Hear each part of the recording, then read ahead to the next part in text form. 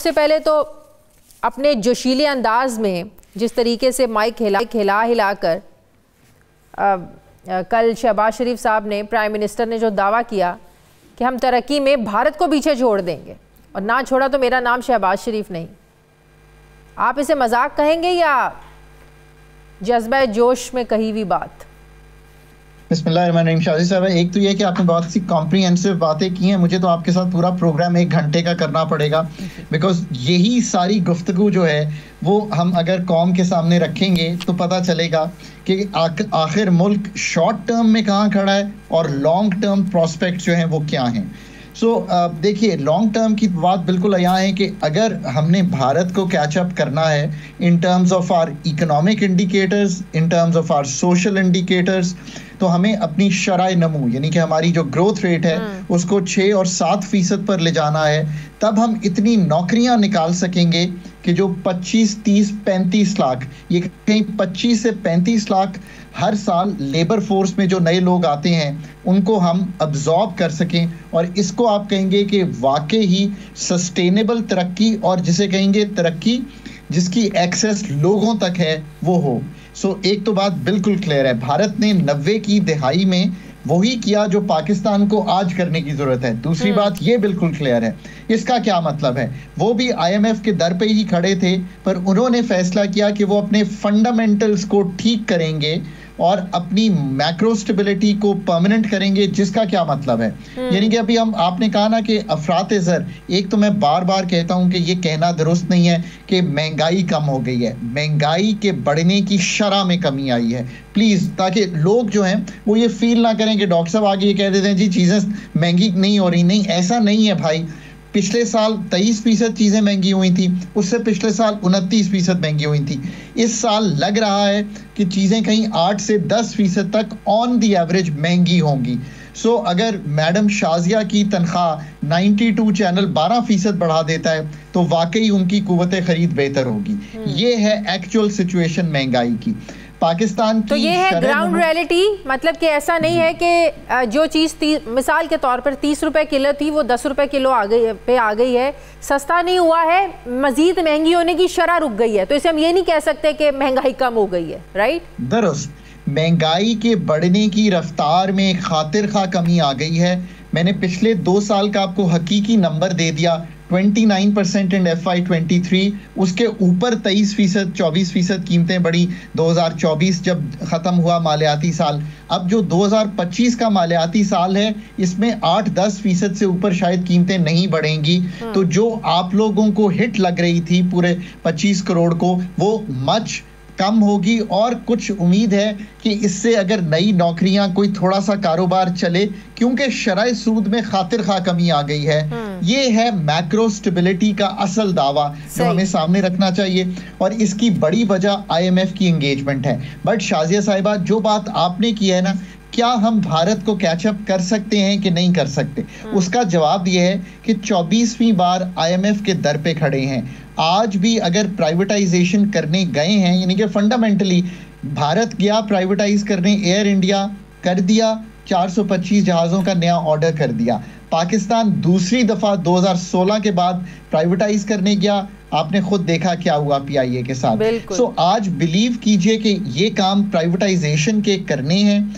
Energy sector authorities real estate मालिकान ने मजाक बनाकर रख दिया जी। आई थिंक उससे रेपुटेशनली भी हम हिट हुए, हालांकि ऐसा नहीं था। मैं बार बार कहता हूं कि प्रॉब्लम इज कि हम कॉम्पिटेंटली गवर्न नहीं कर रहे मुल्क को।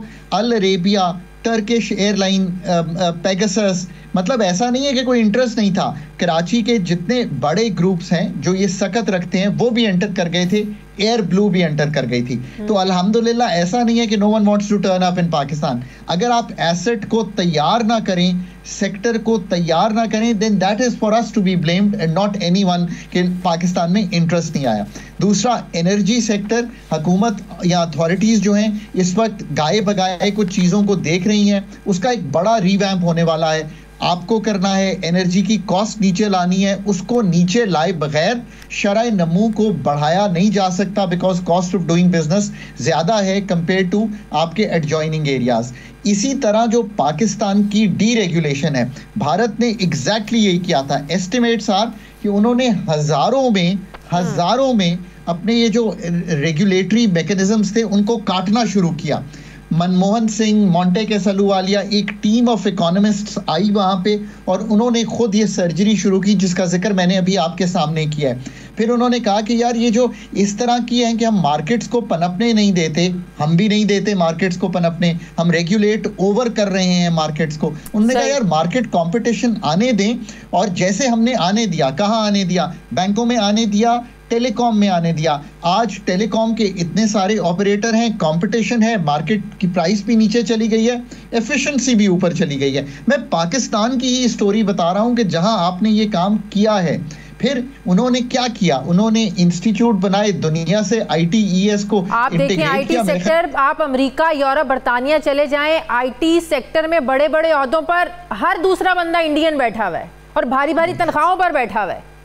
सो लॉन्ग टर्म प्रॉस्पेरिटी और प्रोडक्टिविटी या पैदावारी सलाहियत बढ़ाने का सबसे बड़ा जुज जो है वो ह्यूमन रिसोर्स डेवलपमेंट है। पर आप तो मुझे कह रही हैं कि 2.5 करोड़ बच्चा, यानी कि 36% to be exact, if I look at the census, school going children are out of school. So अगर ऐसा होगा तो इसका मतलब है हम 40% बच्चे से ही सारा कंपटीशन कर रहे हैं। पर यहाँ भी बात नहीं रुकती। आपका जो ऐसा बच्चा जिसको अपनी उसके मुताबिक, सकत के मुताबिक पढ़ना चाहिए, large amount of those people, quality of education की भी वीकनेस है। पर यहाँ पे मैं कहता हूँ कि हम फेडरल गवर्नमेंट या फेडरल अथॉरिटीज पे ना जाएं। डेवोल्यूशन के बाद ये चारों प्रोविंसेस का सब्जेक्ट है। सो हमें उनसे भी पूछना है कि क्यों सोशल सेक्टर इंडिकेटर्स और फिर बच्चों की मैल न्यूट्रिशन जो स्टंटिंग के लिहाज से है। अच्छा, अब ये हमने सारी गुफ्तगू की, डाइवेस्टमेंट की, एनर्जी सेक्टर की, फंक्शनिंग मार्केट्स की, ग्लोबल इंटीग्रेशन की। ये क्यों की? क्योंकि आपने मुझे सामने रखा कि क्या हम भारत जैसा, यानी कि शराय नमू को बढ़ाकर नौकरियां भी क्रिएट करें और ग्लोबली वो चीजें बनाएं। आप इतने सालों से गाड़ी बना रहे हैं। और फिर दूसरी बात ये है कि अगर आप अपने मुल्क में इंटरनेट को का हाल इतना बुरा कर दें, बेड़ा गर्क करके रख दें इंटरनेट का, और फिर आप चलें भारत से मुकाबला करने के लिए, ये बात भी किसी मजाक से कम नहीं लगती है। तो देखें, एक तो बात यह है कि अब हमारा बड़ा अच्छा हैंडल है on what we need to do, और जैसे मैं कहता हूं कि मैक्रो स्टेबिलिटी को अब वक्त और स्पेस को यूज करें उन सारे कामों का 2025 में। फिर आपकी कुछ इन्वेस्टमेंट्स आनी चाहिए। इससे क्या मतलब है, हमारा जो इन्वेस्टमेंट टू GDP की शरह है शाजी साहिबा, वो 13 और 15% के दरमियान है। जितने भी मुल्कों ने तरक्की की, आपका बेहतरीन दोस्त चाइना तो 40% से भी ऊपर अपनी जो हुजम है इकोनॉमी का, वो उतना हर साल इन्वेस्ट कर रहा था। अब पाकिस्तान को, लोकल डोमेस्टिक इन्वेस्टर को ये सारा डीरेगुलेट करके एक्साइट करना है। फिर थोड़ा सा हमें अपने जो आप पे टैक्स है 38.5%, मैन्युफैक्चरिंग पे 60-61%, इसको कम करना है ताकि हम मौके पैदा कर सकें कि मैं पाकिस्तान में इंडस्ट्री लगाना चाहूं और अच्छा प्रोफेशनल पाकिस्तान छोड़ के मिडल ईस्ट ना जाए।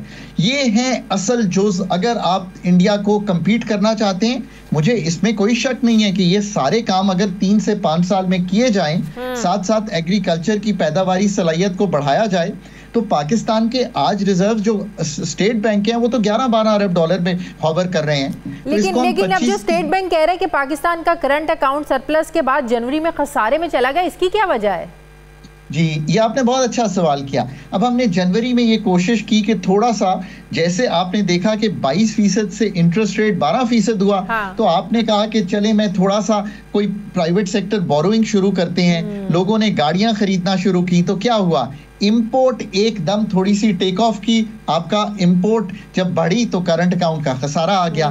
सो बार बार मैं कहता हूं कि पाकिस्तान को क्या ग्रो करना है या नहीं, ये तो सवाल ही नहीं है। ग्रो तो करना ही करना है शाजिया साहिबा, बट क्या हम वो कंडीशंस क्रिएट कर सकते हैं कि पाकिस्तान बैलेंस ऑफ पेमेंट्स, यानी कि बैरूनी खसारे में जाए बगैर एक पैदावारी सलाहियत पे बेस्ड ग्रोथ दे। उसकी सारी डिस्कशन आज हमने आपके सामने रखती है कि वो क्या अवामिल हैं जो पाकिस्तान को इस जगह ले जा सकते हैं। एक सबसे इंपॉर्टेंट बात जो होती ही नहीं है, ये जितना हमारा सेक्टर है लार्ज स्केल मैन्युफैक्चरिंग का, ये पहले 6 माह में 2% नेगेटिव ग्रो किया है। For me this is very very serious, because ये जॉब क्रिएटिंग सेक्टर है। सो आपको जाके देखना है कि एसएमईज क्यों नहीं चल रही। मतलब अगर पूरी इकोनॉमी को देखें तो 50 लाख एसएमईज हैं, उनमें से सिर्फ 1,60,000 हैं जिनके पास फाइनेंशियल एक्सेस है। तो क्या स्टेट बैंक को सोचना है ना कि ऐसी क्या बड़ी वजह है। अच्छा, दूसरी तरफ जो वजीर खजाना जो टैक्स का गरीबों को, जाहिर है मिडिल क्लास जो तबका है उसको थोड़ा सा रिलैक्सेशन देना चाहते हैं, लेकिन आपने बजट तक का जो हदफ है पिछले साल का, वो आप अचीव कर पाएंगे फिर? बहुत इंपॉर्टेंट बात यह है कि आईएमएफ से बैठ के निगोशिएट करें, उन्हें कहें कि अगर मैं अपने लोगों पर 38.5 और 60% मैन्युफैक्चरिंग पर लगाऊंगा, सैलरीड और मैन्युफैक्चरिंग पर, तो ये आउट ऑफ पाकिस्तान शिफ्ट करेगी और नई इन्वेस्टमेंट कैसे आएगी। और उनको कन्विंस करने के लिए ये जो टारगेट है ना इस दफा का